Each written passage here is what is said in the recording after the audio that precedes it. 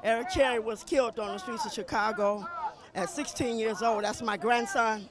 And Donald Millsap was killed up here on Ashland and Montrose at the age of 16 years old. And I was told the police did it, and the policeman told me, and I wouldn't be able to tell anybody because they would have took his life. So I trust God. I'm a minister of God. I believe in the Lord, and I trust him. Vengeance does belong to him, but I want justice. Why can't we have justice? They say marijuana is legal, and they lock our children up for months and months at a time, sending them all the way deep up in jail. Why? Why? And a killer get off, and he could be walking the next couple of weeks. 3 weeks he get out of jail, 6 weeks, 2 weeks he do. For murdering? Murdering? Well, you don't feel it until it's your child. A woman came to our school. I worked at Lakeview High School. They came to the school and said that they had the rug, you know, the rug, where they like the rug they made for children that had been killed, and I hurt because I couldn't do it. But then when it happened to me, I know what it was. You really don't know what it is until it happened to you. Then you want to say, why won't somebody do something? Don't let it happen to you and then say, why ain't nobody doing nothing? What did police tell you about this Eric's murder? They looking for who did it. They still looking. But the vengeance belongs to the Lord. He knows already. Do you think the police here just give you a little, tell you things to make you go away, or do you think they're actually investigating the murder of? Back then, they were just telling you to make it go away. I saw him in the back getting ready to harm this man in the back of my house. The same month my son was killed, and I hollered out to the detective, "What y'all doing?" You know, it's just they got children. They got to realize they bring what they take. And you reap what you sow. You think they value black boys' lives in Chicago? No. No. No. Is marijuana legal or what? Kids are getting locked up for what? In prison, behind bars, and being mistreated in jail by other grown men and stuff. What's going on? Where's the justice? Why justice can't be for all? More black people have left the city of Chicago within the last 10 years. They're leaving. All the major companies that he got coming to Chicago is not investing in Lawndale, Inglewood, none of the poor communities. All the money is going to Lakeshore Drive to people who already got money. So we're just trying to get some justice out here. He's not showing no love for black and brown communities. It's no secret. And the more people I talk to, the more people who say they got food deserts, they got schools shutting down, no access to services or emergency services. All the mental facilities are shut down. He shut down 50 schools in poor communities, 50. No money is being put back in communities. And it looks like they want to put the money into the now $95 million into another police academy. And who's going to train the police? When the police get trained, who's going to train the police to be good police? It's not the police fault, it's the mayor fault who's over the police. They're telling the police not to do their job. Somebody got to train the trainers. Who's going to train the trainers? You invest $95 million to a police academy that's going to be trained by the same people that's shooting black people in their back. That's getting shot in their back 5, 6 times. It doesn't make sense. That $95 million could have went into schools. It could have went to economic growth, development. That's what it could have went into. Not a new police academy, a pretty police academy. We don't need that.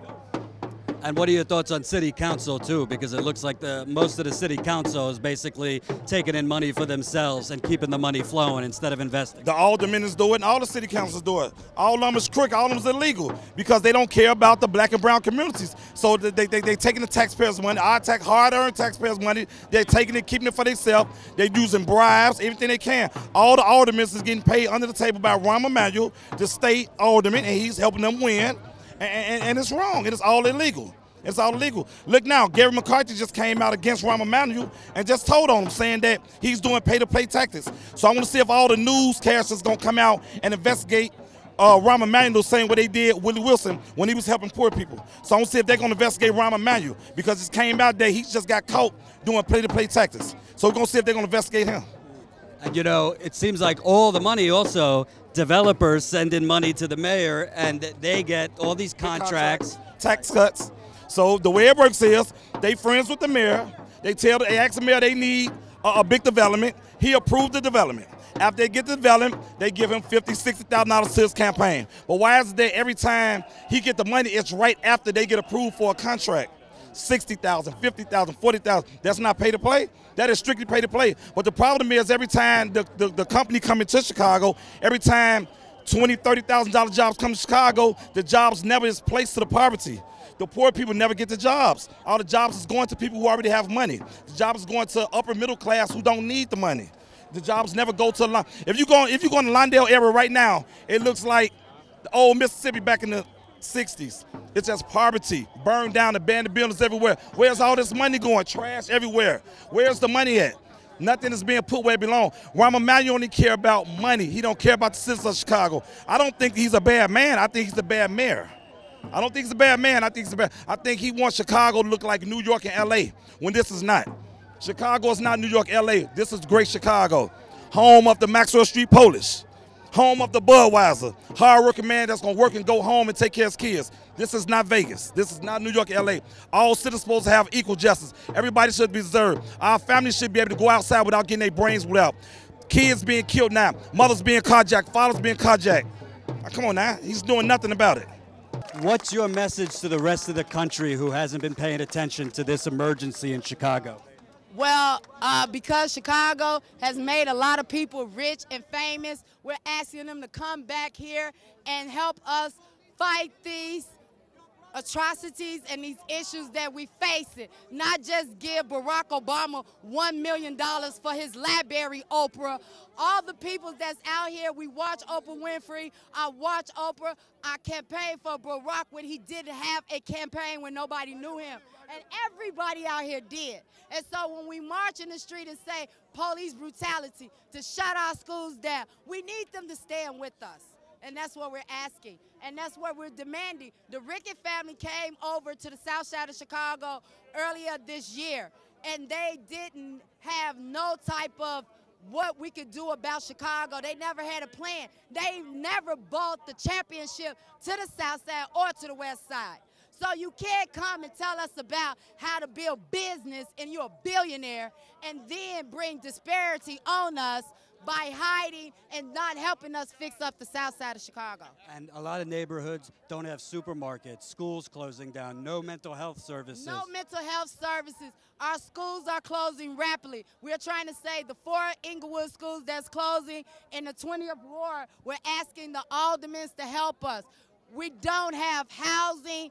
The grocery stores are all filled of unclean, unhealthy food. We have a food desert. Right now, there has not been a grocery store on 71st and Jeffrey for over 5 years where Snoop was killed at. Had Leslie Harrison build a real business community there, maybe Snoop, who is a barber and a father of a 5-year-old, wouldn't have lost his life that day. And lastly, the rest of the country, the rest of the media, they're focusing on Trump and Russia and all this stuff while people are getting murdered, starving. What's your message to the national media?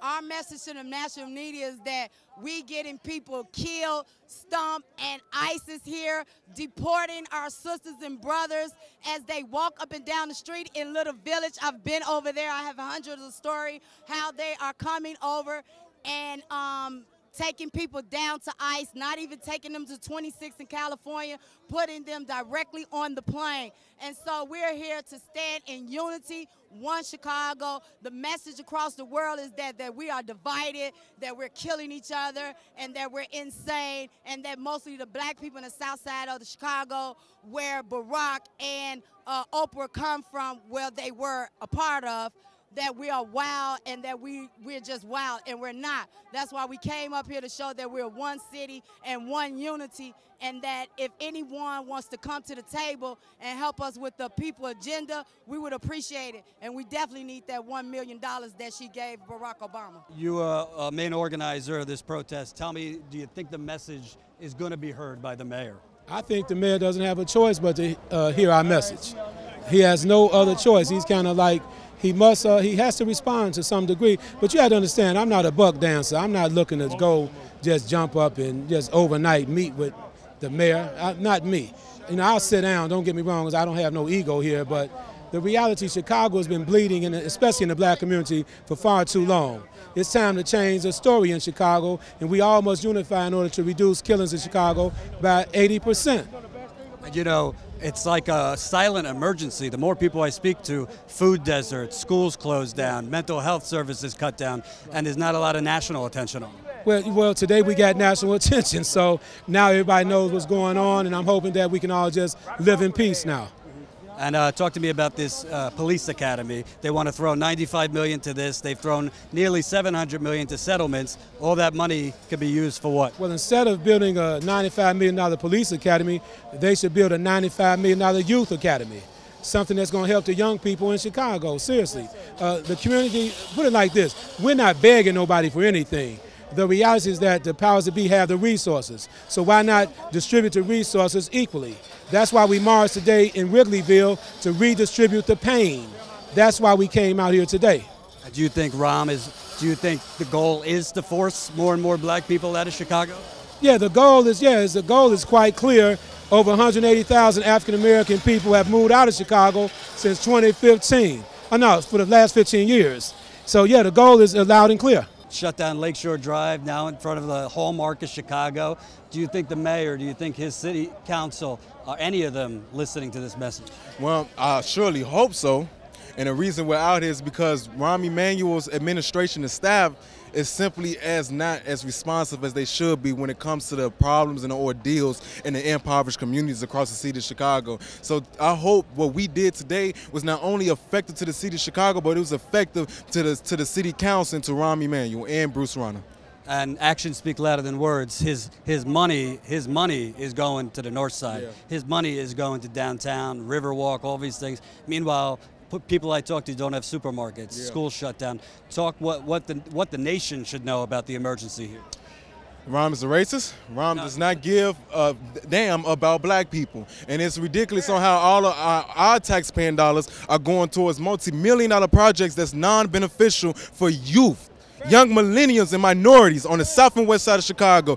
These funds should be going to mental programs, should be going towards opportunities and resources that's going to allow young people to be productive and beneficial in today's society. With me being 19 and losing 36 friends to gun violence, it's a damn shame on how the mayor's office has not been providing the resources for our young people. And it's a shame on how the youth, not only in the city of Chicago, but across America, black youth do not enjoy the equality of opportunities and resources of this country and this city.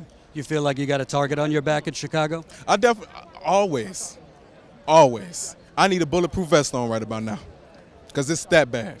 And in Chicago, it's a shame on how people don't even know on how our young black men sometimes can't even leave a house without a gun. They can't leave a house without protection because it's a target on their back. It's somebody after them because there's nothing to do. When I talk to these young people out here, they just say there's nothing to do. But just think about it. If we give the BDs and the GDs and the vice lords and all of them something to do, something productive to do, you can give a BD a job right now, but he ain't gonna keep that job if he don't have the proper motivation and determination to keep that job. Well, let me tell you something. This doesn't start or end with police. This doesn't start or end with elected officials. This starts with the people who are living in these impoverished communities, and it ends with the people who are living in these impoverished communities. And just because you white, my brother, just because these other people are not black, doesn't mean it doesn't affect them too. But I love everybody out here, because if we're going to talk about unifying, we need to unify Chicago on one accord, one note, and one agenda for real. So I'm going to shake this brother's hand right here.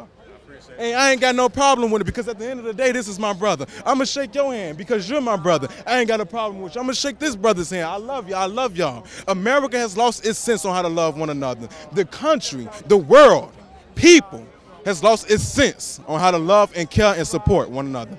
And lastly, almost $700 million have been spent on settlements by the city of Chicago on killings. You got $95 million they want to put into another police academy.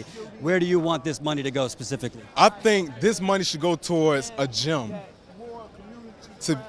for specifically young black men. When you look at the statistics on gun violence, it's a war on black young men, youth male in Chicago. Just the statistics alone.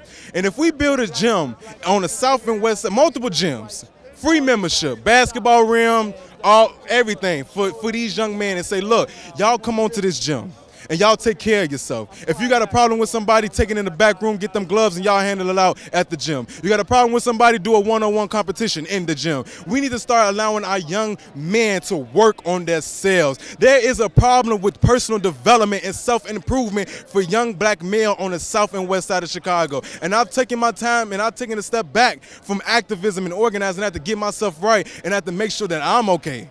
And I'm seeing now is that we need to build something up for our young men. We keep shutting shit down, but we ain't building nothing up. And that's the problem. We ain't matching our economic statuses in our funds in our communities. That's the problem. So what needs to happen from here? We need leaders like myself and others in the neighborhoods across Chicago to give directional collaboration to communities. We got to start knocking on these doors and get these people out of their homes and get them into their neighborhoods, get them off their feet, get them off their phones, get them on their feet, and actually start getting these people involved in their neighborhoods. And the only way you're going to get something done is if you do it. We can't keep procrastinating on trying to get out here in our neighborhoods. It only take one house. It only take one house, one family, one person at a time. And all of that adds up.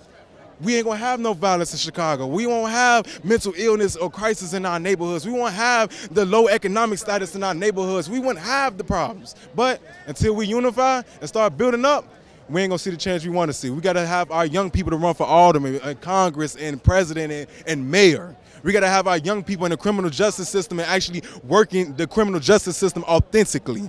We need authentic judges in our criminal justice system. It's a shame on how our young black men are falling in the cracks of this broken criminal justice system. But that needs to be reformed across America, not only in Chicago.